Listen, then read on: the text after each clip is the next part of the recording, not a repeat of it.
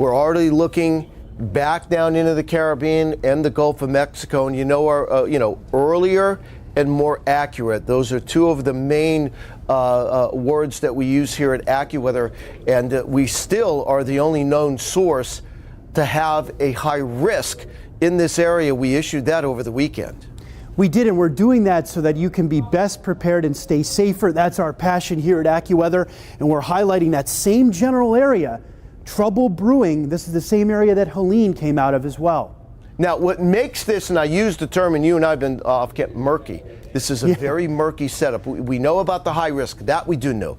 There's going to be challenges of timing the development and the impact.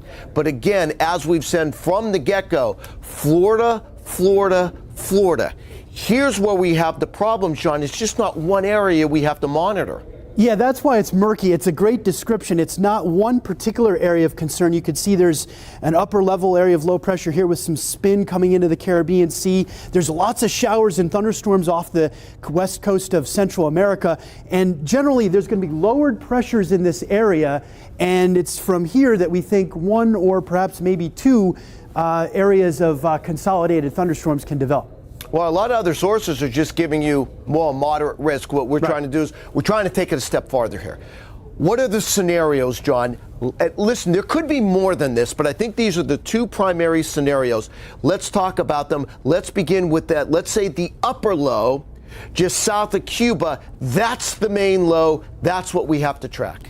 Right, we're going to be watching very closely to see which of these becomes the focus area for development. If we get a development faster here in the parts of the Northwest Caribbean Sea, that would tend to draw a system up toward Florida in the Sunday to Monday time period. It looks like a hurricane would be unlikely, but it could be a big rain producer, which is obviously still very dangerous.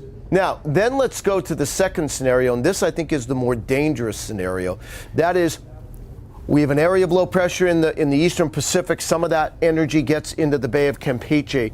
The problem is, John, with this setup, you have a longer period of time moving over the exceptionally warm waters of the southern Gulf of Mexico. Yes, that would be a problem for could be a more intense storm, but that would be later next week. It would spend more time in the Gulf of Mexico, and it looks like the wind shear would be to the north, so that would be a concerning setup for a greater impact storm. And John, the one thing that I keep getting asked, how are you so certain that it's Florida? Well, because we know the weather pattern. And if you know the weather pattern, it's like the hurricane or the storm is a cork. And if you know the stream flow and you have the cork in the stream flow, you know where the cork's going to go. Yes, the stream flow looks like everything is pointing it toward Florida. There's going to be a lot of wind from west to east across the Gulf of Mexico, and that does two things. One, it draws anything that does develop toward Florida, and it also should keep most of the rain out of the areas hardest hit in the southern Appalachians the way it looks right now. Yeah, and that's certainly good news for the southern Appalachians, but boy, this is going to be a very tricky setup. Florida, Florida, Florida, though, that's the main message as we move forward. AccuWeather Chief Meteorologist Jonathan Porter.